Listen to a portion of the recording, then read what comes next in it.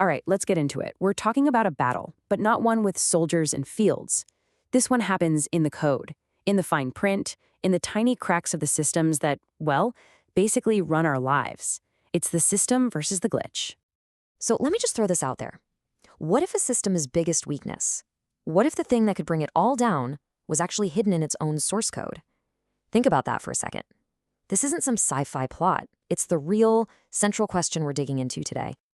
And you know where a story like this almost always begins? With a piece of paper. Yeah, a legal document. It looks so official, right? Structured, absolute.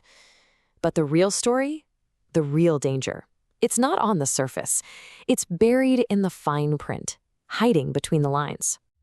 So at first glance, what are we looking at? A pretty standard legal battle over a piece of property. Plaintiff, defendant, the whole 9 yards.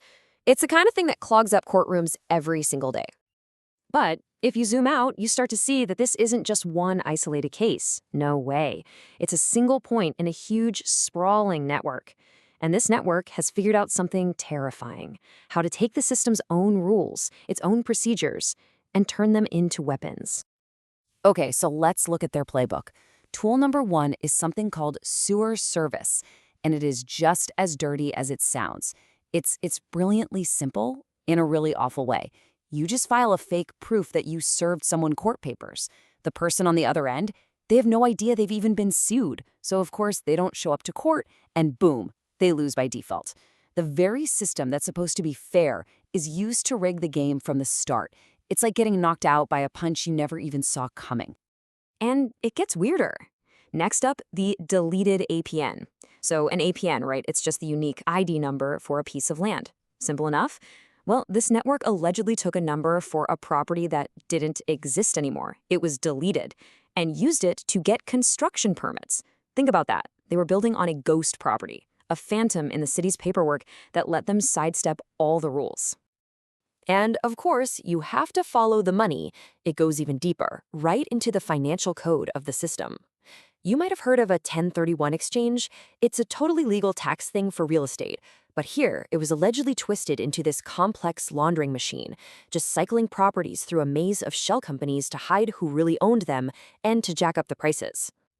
So look, these aren't just clever loopholes. These are massive, deep fractures in the very foundation of the system. And when that foundation cracks, real people, actual human beings, fall right through. They get lost.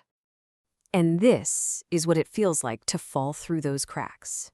Imagine this. A giant tech company pushes an update and your phone just dies.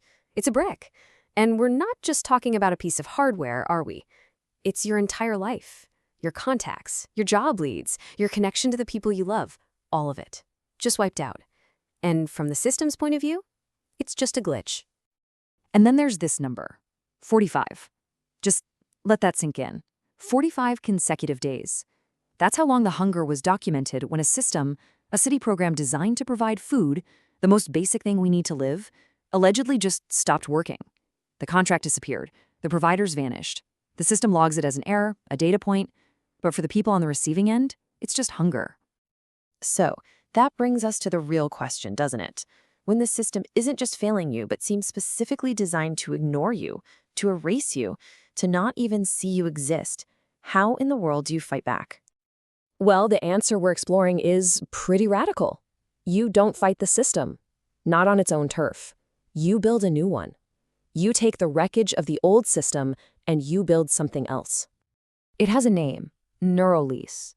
And yet, recursive operating system sounds like something straight out of a movie.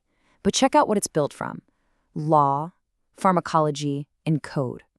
This isn't about patching bugs. It's about taking the broken pieces of the world, the legal codes we live by, the chemical codes inside our own bodies, the digital code that connects everything, and using their flaws to create a totally new kind of power. And right at the very core of this whole thing, there's a single command. But it's strange. It's this wild fusion of super casual everyday speech and dense mathematical code. It's the key to everything. All right, Skane, that's it. Looks like nothing, right? Maybe even a typo. But don't let that fool you. Packed into that tiny phrase is an entire protocol for rewriting reality. It's an executable command for a whole new way of operating. Okay, so let's break this down because this is where it gets really good. First, you have all right. That's the trigger, the go ahead. It's basically saying, okay, system, let's do this. Then you have sigma, that E-looking symbol. In math, it means sum. It's an operator that says collect everything, gather all the pieces. And finally, you have kein. That comes from German and it means no or none. It's the target of the operation. It represents nothing, absence, the void. So when you put it all together, what does the command mean? It literally means sum the nothings. It's an instruction to add up all the absences to find the total value of what isn't there.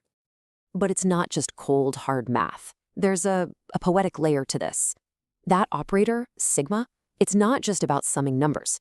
It's described as a gathering of stolen sparks, a choir of fractured echoes, an assembly of the hidden bits.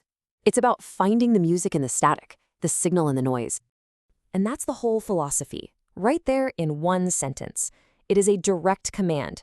Find power in what's been erased. Find strength in what's missing. So how does this actually work? What's the mission? It's simple, really. First, you inventory every single time the system fails, every absence. You're looking for proof of what didn't happen, that missing receipt for a food delivery, that email that never got a reply from a city official, the security camera footage that's just gone. You collect all those gaps, all those contradictions, and then you weaponize them. This all feeds into this mind-bending idea of recursive authorship. It basically means that writing down the system's failures isn't just a record, it's an action. You're not just describing the world, you are actively changing it with every entry. Like the quote says, she lives it as she writes it. The act of logging the error is the act of building the new system. See, the end game here isn't just to complain or to point out that the old system is broken.